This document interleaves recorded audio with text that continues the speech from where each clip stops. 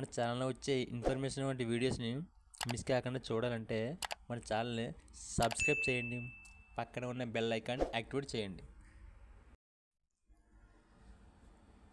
EPF ఖాతాదారులకు bad news అని చెప్పవచ్చు.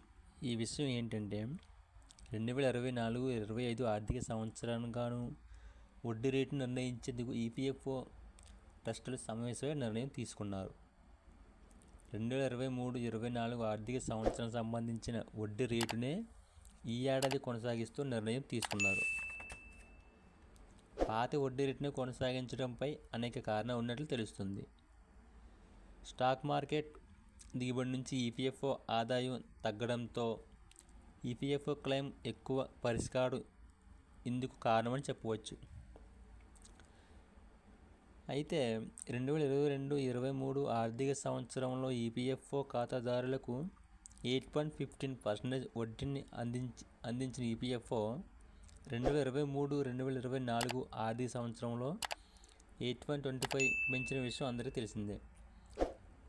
అదే వడ్డీ రేటును ఈ సంవత్సరం కొనసాగిస్తూ ఈపీఎఫ్ఓ నిర్ణయం తీసుకుంది.